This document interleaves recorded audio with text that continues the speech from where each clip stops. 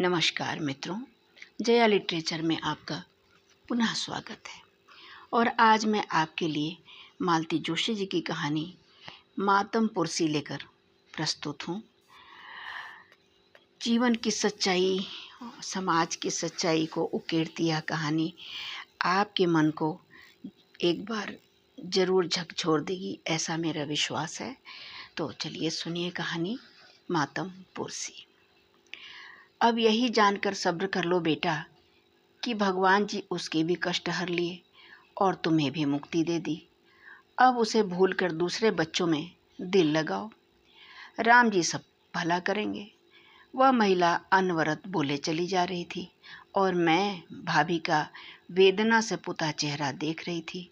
आगंतुक महिला भाभी को पिछले 15 मिनट से यह समझाने की कोशिश कर रही थी कि जो कुछ हुआ अच्छा ही हुआ, नहीं तो तुम्हारे पीछे कौन उसकी देखभाल करता।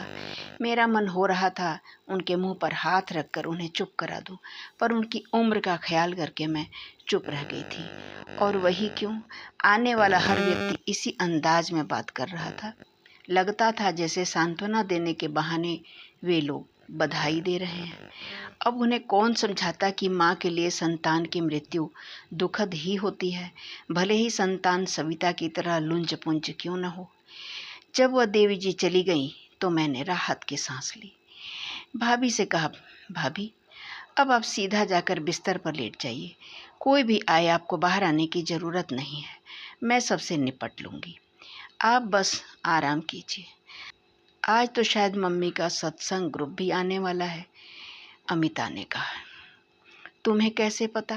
भाभी ने पूछा। मम्मी, सुबह मैं बस स्टॉप पर खड़ी थी ना, तो माथुर आंटी और शुक्ला आंटी मॉर्निंग वॉक पर जाते मिल गई थी। माथुर आंटी कह रही थी कि मिसेस शुक्ला हम सब साथ ही चलेंगे, ऐसी जगह अकेले जाने की हिम्मत नहीं पड़ती। सत्संग ग्रुप? भाभी कब से सत्संग में जाने लगी? मैंने आश्चर्य में भर कर कहा। वो कहाँ जाती थी, मैं ही ठेल कर भेजती थी। इसके लिए मैं मंगलवार की कोचिंग भी गोल कर देती थी। सत्संग ही सही, पर उसके बहाने से बाहर तो निकलेंगी, अमिता ने बतलाया। यह तो बहुत अच्छी बात है, मैंने बोला। और बुआ, महीने में 1-2 संडे पापा उन्हें महीने का सामान लाने के बहाने बाजार भी ले जाते थे।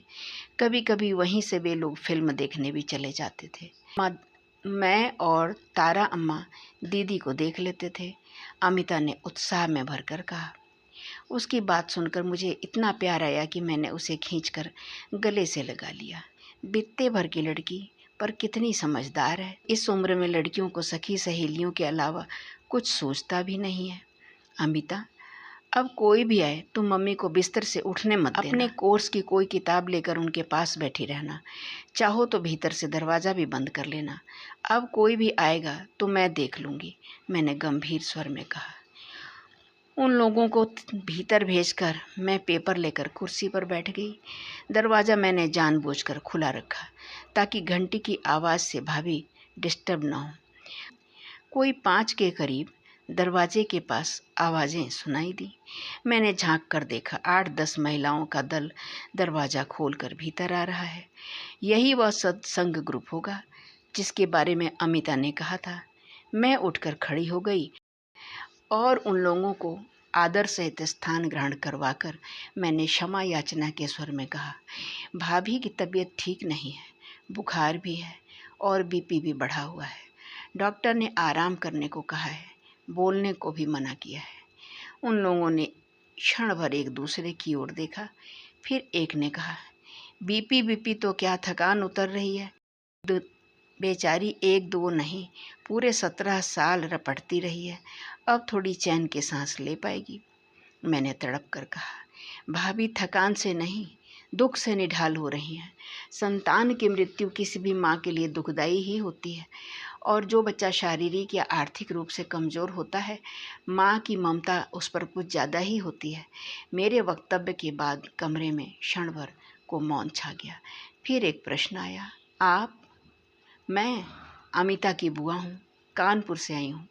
मैंने उनके दूसरे संभावित प्रश्न का भी उत्तर दे दिया। और लोग भी आए होंगे? हाँ, कुछ आकर चले गए, कुछ आते जा रहे हैं। मेरा छोटा भाई तो अमेरिका में है।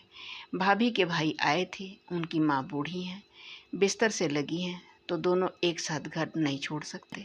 अब इन लोगों को क्या बताती कि रिश्तेदारों ने इस हादसे को हादसे की तरह लिया ही नहीं है। वे तो ऐसी राहत की मुद्रा में आ गए हैं जैसे इतने दिनों तक वे ही सब झेलते रहे हैं। खुद मेरे पति मुझसे कहते रहे कि चलो चलें, अब यहाँ रुककर क्या करोगी, पर मैंने साफ कह दिया कि भाभी को इस हालत में अकेले छोड़कर मैं नहीं जा सकती। अमिता एकदम आप पर गई है, जैसे किसी को एकदम ईश्वरीय ज्ञान हो गया हो। देखकर ही पता चल जाता है कि बुआ भतीजी हैं। एक ही खून है ना, समानता तो होगी ही, मैंने नम्रतापूर्वक कहा। चलो, एक बात अच्छी हो गई, अमिता का रास्ता साफ हो गया। मतलब अब उसकी शादी में कोई अड़चन नहीं आएगी। शादी अमिता की? अभी तो 12वीं की परीक्षा दे रही है, मैंने कहा। सो तो दे रही है, पर कभी न कभी शादी तो होगी ना। आप नहीं जानती, घर में एक आध बच्चा ऐसा हो तो लोग बिदक जाते हैं। वरुण के समय देखा नहीं था कितनी मुश्किल आई थी, दूसरी ने कहा। वह तो अच्छा हुआ उसने लव मैरिज कर ली, नहीं तो ढंग के रिश्ते ही नहीं आ रहे थे। इतना हैंडसम इंजीनियर लड़का, महीना लाख रुपया कमाने वाला, पर लड़की वालों की आंख में चढ़ता ही नहीं था। एक दो जगह तो मैंने भी बात की थी, पर उन लोगों को यही डर था कि माँ बाप के बाद यह जिम्मेदारी बहू बेटे के गले ही पड़ जाएगी। मैं कहने वाली थी कि भाभी अभी सिर्फ 50 की हैं और भैया 55 के। तभी किसी को याद आया, वरुण नहीं आया? आया था, तीसरी करके चला गया। बहू के पूरे दिन चल रहे हैं, अब तो शायद 13वीं पर ही आएगा। मेरे जवाब देने से पहले ही एक जिज्ञासा हुई, 13वीं करेंगे क्या? कुंवारी कन्या की 13वीं होती है क्या? क्यों नहीं होती? दूसरी ने तुरंत कहा।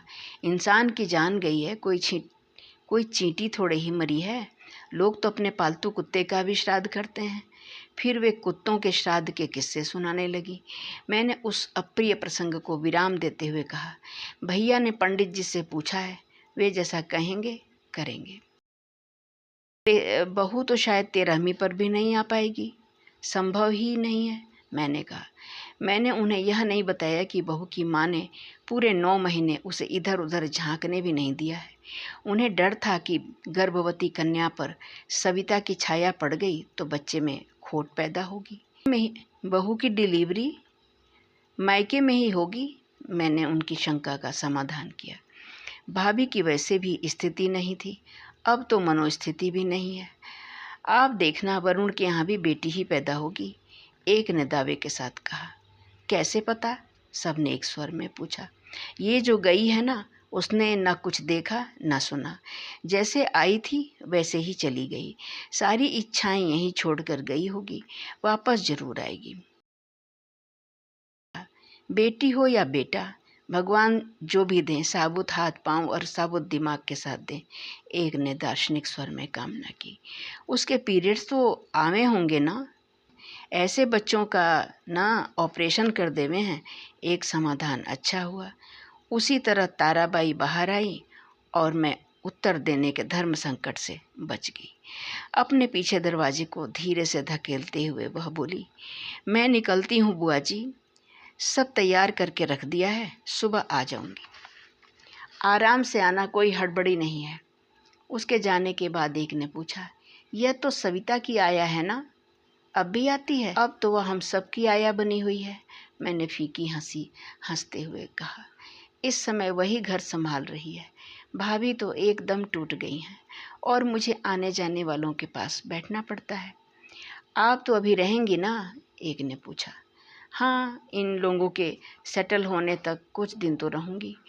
आप ना जाते समय भाभी को साथ ले जाना, दूसरी ने सुझाव दिया। उन्हें थोड़े बदलाव की बहुत ज़रूरत है। सोच तो रही हूँ, पर मुझे नहीं लगता कि भाभी राजी होंगी। अमिता का 12वीं का साल है, उसकी पढ़ाई पहले ही बहुत डिस्टर्ब हो रही है। अकेली लड़की को घर में छोड़ना भी नहीं है, तीसरी ने अधिकारवाणी से कहा। डर जाएगी बेचारी, जवान मौत बहुत बुरी होती है, साया मंडराता रहता है। भाई साहब से बोलिए पंडित जी कहें ना कहें, छोटा मोटा हवन करवा लें और शांति पाठ भी। मौत वाले घर में शांति पाठ बहुत ज़रूरी है, नहीं तो अनिष्ट आत्मा फेरा लगाती रहती है। उनकी बात पूरी भी ना हो पाई थी कि भीतर का दरवाज़ा भड़ाक से खुला। दरवाजे में भाभी खड़ी थी, बिखरे बाल, रो रो कर सूजी हुई आंखें, थर थर कांपता शरीर। मैंने लपक कर उन्हें थाम लिया और चौंक पड़ी। मैंने तो झूठ मूठ कह दिया था कि भाभी को बुखार है, पर उनका शरीर तप रहा था सचमुच। मैंने स्वर को यथाशीघ्र कठोर बनाते हुए कहा, भाभी, आपसे बिस्तर से उठने के लिए मना किया था ना, फिर आप बाहर क्यों आई? ये जो मेरी सखियाँ आई हैं मेरा दुख बांटने, मुझे तसल्ली देने, उनका धन्यवाद भी ना करूं मैं? उनकी आवाज़ में एक अजीब सी तड़प थी और बोलते बोलते बुक्का फाड़ कर रो पड़ी मैं। उनका वह आक्रोश, उफ, उनका वह आक्रोश इतना करुण, इतना हृदय विदारक था कि लग रहा था कि जैसे सविता की अर्थी अभी अभी उठी हो। अभी आप सुन रहे थे मालती जोशी जी की कहानी मातम पुरसी। ऐसे मौक़ों पर लोग बिना मांगे तरह तरह की सलाह देते हैं, तरह तरह की अपने विचार व्यक्त करते हैं।